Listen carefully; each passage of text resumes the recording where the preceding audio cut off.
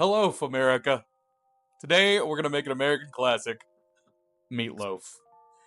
Now, there's a few different ways to do this. I'm gonna show you how I like to make meatloaf, and if that inspires you to do it, feel free to use the recipe that I'll link down below for you. Alrighty. So we have some shallots and green peppers that I actually chopped up for a meal the other day. And since we are a zero waste household, we will be using that in this dish, so I'm not going to be chopping them fresh today. And for those of you who don't know what zero waste means, it just literally means using every ingredient, all of it, fully, as much as you can, and try to have as minimal waste as possible whenever you're cooking, which goes along with like farm to table and nose to tail cooking, which is utilizing every part that you can. All right, I know you guys see some ingredients here that look kind of weird for a meatloaf, right? You see some milk. You see, of course, your old standard panko.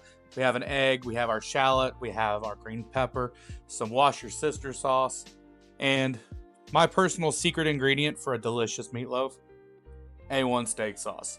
It doesn't go on steaks, but it does damn sure go inside of a meatloaf. And, of course, seasonings. And can't forget your meat. We're using 80-20 ground beef today. Now what that means, it's 80% lean, 20% fat inside of this. So it's going to be a nice, juicy meatloaf. And let's get started. So the first thing we're going to do is we're going to go ahead and take our delicious shallots and green peppers. Get them in there. We have our egg right here. Go ahead and get that up in now. Beautiful. We have our delicious Worcestershire sauce. Can't be having no dirty sisters up in here, okay? Have to call my own and tell them to take a bath. The secret ingredient of all secret ingredients, A1 steak sauce. Boom. Got a little panko right here. Now, you don't want a lot of this because this is really just a filler to kind of put everything together. Your binder is your eggs and your milk. But you do want a little bit of it, so don't be too light-handed, but don't be too heavy-handed either.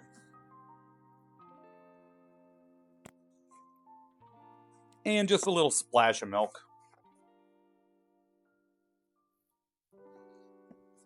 There we go. All right, so we got our seasonings right here.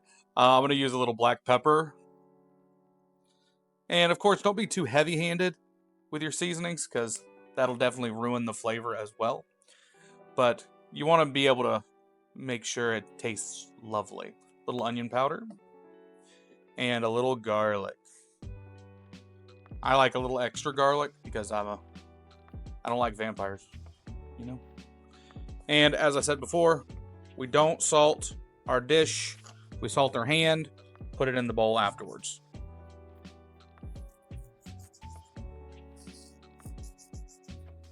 And then one more good pinch.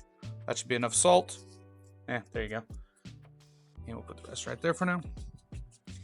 And then don't be afraid to get in there. Get your hands a little dirty. As you can see, I took my wedding ring off for this because you don't want to get meat and stuff underneath it. That's pretty gross. But just get in there and, you know, start mixing it up.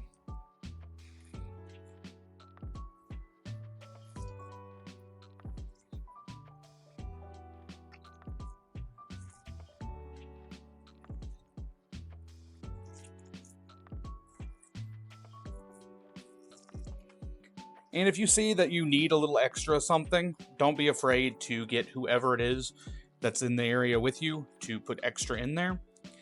Like we might need more breadcrumbs maybe.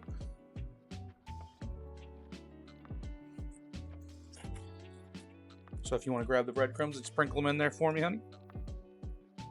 Just a little bit. That's enough. Thank you so much. The wonderful Mama Saucy, everybody. Just get it in there nice and mixed together. Perfect. All right. We're going to go ahead and put some parchment paper inside of our bread pan. I'll let my beautiful wife take care of that because my hands are a little bit meaty right now. Ew. Excuse me. Yeah. Yeah. Ew. All right. Try to get that in there.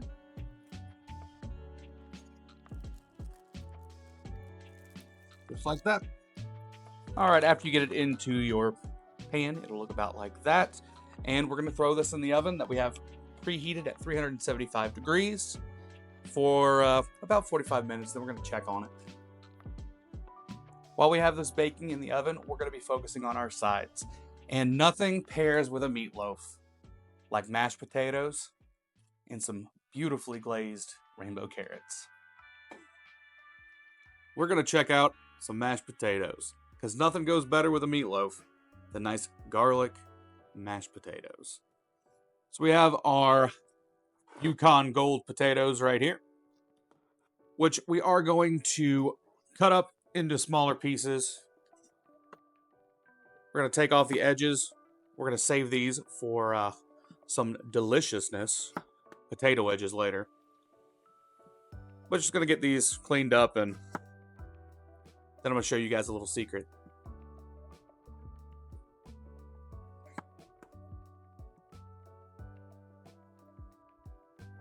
All right, after we have all these kind of squared off a little bit to make it a little easier, we have all of our excess over here. This is going to be used for some delicious potato wedges later.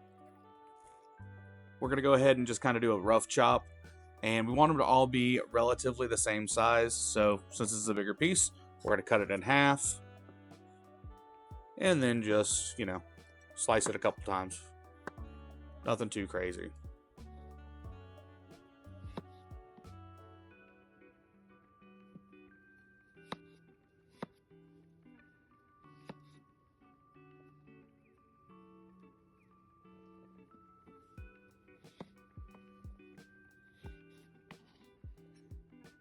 After we have rough chopped them, they're going to roughly look like that in your pan. You might have more, you might have less. Not a big deal. But I'm going to let you guys in on an ancient secret that I learned by watching Food Network. Instead of using water to boil our potatoes, we're going to be using some stock. This is going to impart so much more flavor in it. And instead of wasting our time using something that has zero flavor like water and having to oversalt it and do all of that, we're just going to use the easier way and use some beef broth. You can use any type really that you want, though. You can use vegetable, chicken, seafood, whatever works for whatever your main ingredient is if you're cooking that night. Thank you so much, Anu, for sending the Saucemcsaucey hot plate that we're going to be cooking on today off of our wish list. I really appreciate it. If you guys don't know, Anu is a longtime friend and moderator of the channel. And, just big shout out to you, man. Thank you so much. Now we have our potatoes that we cut up earlier with our stock inside that I talked about earlier. We're going to go ahead and turn this on and get it boiling just until our potatoes are fork tender so we can get them mashed up. All right, we went ahead and boiled the potatoes. Have a little bit of the stock in here with it. We're going to give it a quick mash. Get it, a pretty nice texture. It doesn't have to be like 100% silky smooth because we're going to be working on it still whenever we get it back into the pan in just a minute. So the first thing we're going to do is we're going to throw the butter in the pan. Just a little bit of butter. Doesn't have to be a lot, but you want a little bit of delicious. You know what I'm saying? And we're just going to let the residual heat from the pan kind of melt the butter down. All right. And put your potatoes back into the pan.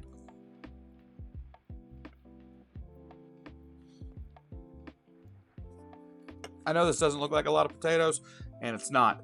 There's a reason for that. We're not eating a whole lot of potatoes these days. We're trying to get a little bit better health, and these mashed potatoes are great, but they are definitely something you have to eat in moderation. So we're having a small serving of mashed potatoes each. Let the butter do its thing. It'd be buttering,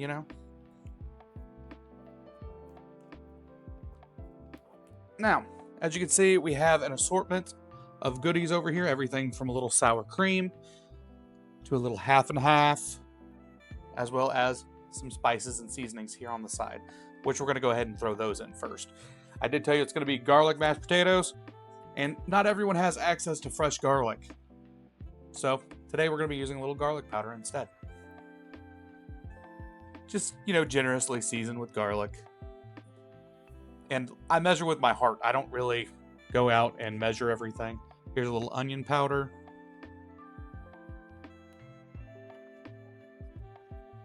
We got a little black pepper, which likes to come out faster than it needs to. And of course, salt. As we talked about before, never salt directly in. Salt in your hand and put it in. Got to be safe whenever you're salting things.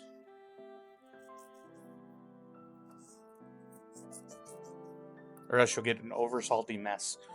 And no one wants that. So we'll do 3 pinches of salt in this. And then we just kind of mix it up. A little sour cream. Just like a nice little spoonful. That'll be more than enough for what we're doing. We'll use that spoon for testing in a minute. Because everybody loves a little taste test. And just a splash of half and half. You can use half and half, whole milk, heavy cream, skim milk, really whatever you want to use, you can. But please, for the love of God, do not use vanilla flavored fake milks. Ugh, bad experiences. It's happened before. It's terrible. Don't do it. We're just going to give it a nice little mixy mix. And I'll show you guys the final result. Hi! Feel like I'm on Food Network. Wow. Food Network. All the lights. That'd be cool. Oh, yes, it would. Alrighty. So you can't have any more right now. Sorry. Well, then why am I over here? Because you just tasted some. Oh. Fine. Okay. You get one more bite, okay? That's it. Woman. One big girl. Come on. Oh, yeah. Now go get a close up on the camera and show them what you think. It's delicious. She says it's delicious. All right. Well, that's the finished product of these, but you will see these again whenever we plate our final dish. One of my favorite sides is actually glazed carrots. So we're going to be using butter, about 2 tablespoons. We'll go ahead and get that in the pan. That way it starts melting. That'll be real nice because that's actually what you use to help glaze it.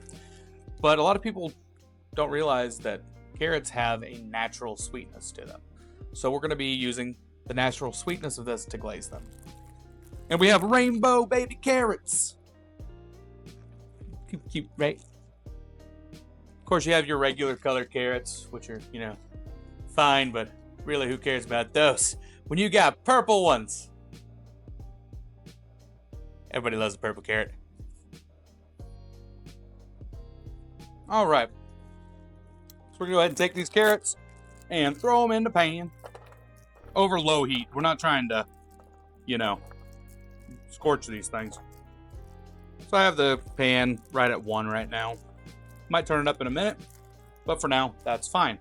We're just going to get them in there, get them talking with the butter. We went ahead and turned the heat up to 7 in order to get them cooking a little bit more.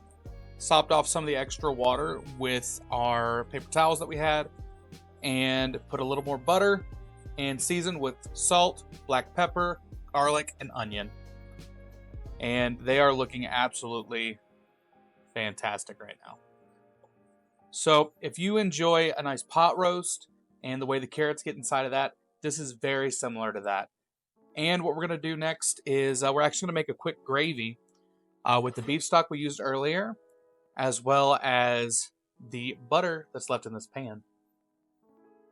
All right, we have our all-purpose flour. You're going to put a little bit of this in there. Not a whole lot, but enough that I would say about that much right there.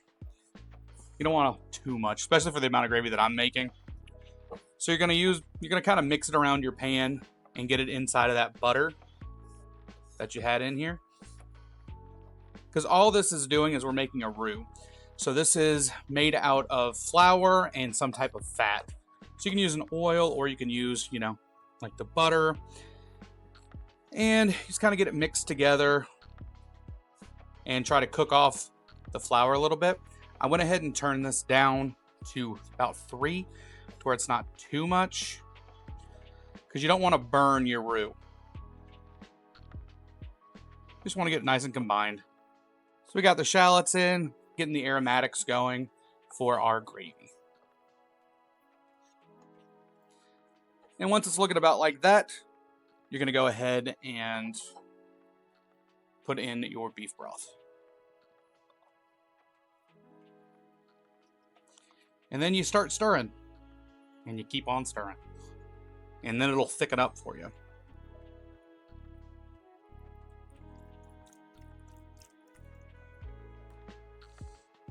Beef broth right there.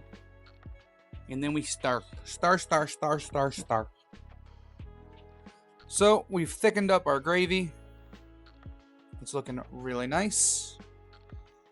And I'll show you guys how you can test if your gravy is thick enough. One, you can use your spatula and kind of put a little bit of a, kind of slide it across the bottom of your pan. And if it doesn't like immediately fill the hole, then it's probably right. But you can also take the back of your spoon, put it like this. If it doesn't automatically run off the back of your spoon, or if you can take your finger and swipe it right across and it leaves a line through it, then it's thick enough. Now, of course, this is totally dependent on your preference, but this is about how thick I want my gravy to be. That's really good. And this is just beef broth, our roux that we made, our shallots, salt, pepper, garlic, and onion. Simple gravy. After everything's said and done, you have a wonderful dish that honestly, it just hits.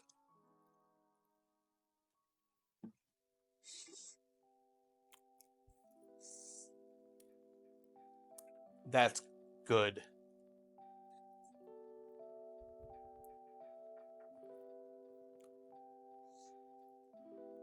The gravy has the shallot flavor, but it's got that deep beef flavor from the broth that we used. The carrots over here, they're sweet, but they have the salty and the garlic that we used from our spices. And the potatoes, they're just velvety smooth. What are your thoughts, Michelle? Yeah, it's delicious. It's a really good Sunday meal. You don't even have to do it on Sunday, but just a good home-cooked meal. It's fantastic. If you guys enjoyed this recipe, make sure to leave a like on this video and hit that subscribe button. Ring the notification bell, that way you guys know whenever we have another delicious video out for you. Thank you guys so much for watching, and until next time, keep it saucy.